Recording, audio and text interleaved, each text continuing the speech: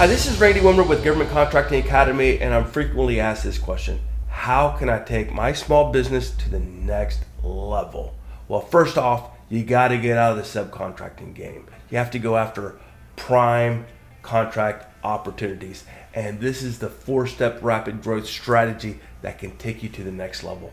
You got to start targeting high return on investment bids. Most small businesses pursue the wrong bid opportunities to accomplish their personal and corporate goals. They go after the small ones. Why? Because they think that they're more competitive for the small ones.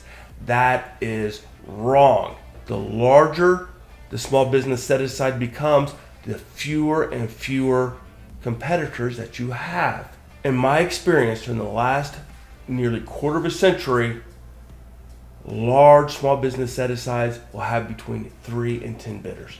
3 to 10. You have less competition.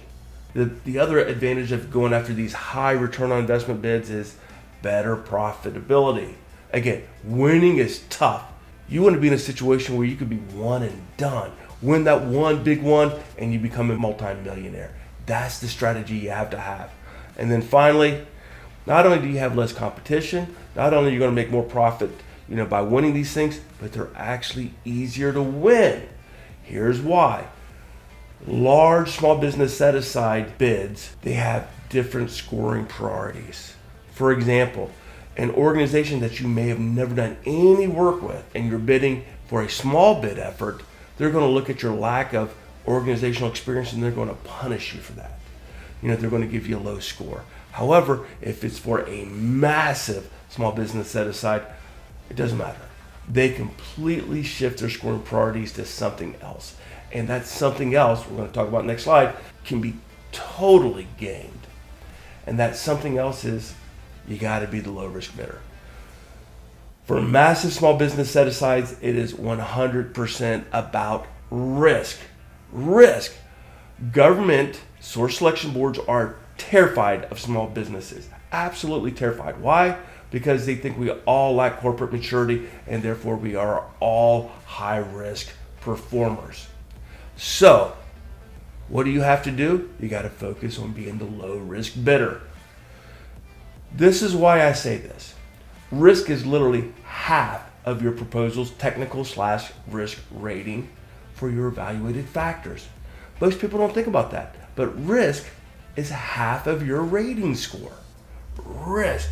And trust me, for small business set-asides that are really large, it's a hell of a lot more than 50%. So what does risk mean? Risk is basically synonymous with corporate maturity. So your lack of perceived corporate maturity is what makes you high risk. So what do you have to do? You've got to demonstrate your corporate maturity.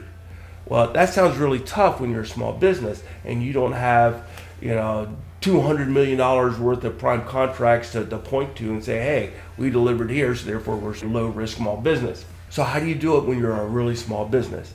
You do it through corporate credentials. Corporate credentials like ISO 9001 Quality Management System certification demonstrates that you are compliant with the globally accepted industry best practice. It is verifiable, it's tangible. You get to say that a third-party auditing firm has audited your company and found that you are compliant with these globally accepted industry best practices. It is the best thing since sliced bread. Now the deal is most companies don't realize that because they can't connect the dots. They don't know how to connect the dots to show that their corporate credentials prove that they're a mature company and low risk. But step number 4, we're going to talk about how you can overcome that. Step number 3, you got to partner well. You're not competing against other small businesses. You're competing against other small business bid teams. It's all about the bid team. The government implores you to bring on large business partners. Why? It's a risk mitigator.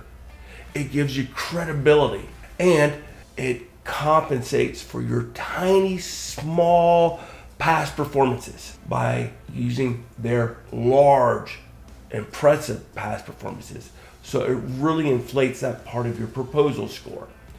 Now the trick to do this is you want to brand your bid team as something like, team analytic strategies or team, team quality or whatever the brand name that you come up for your entire bid team.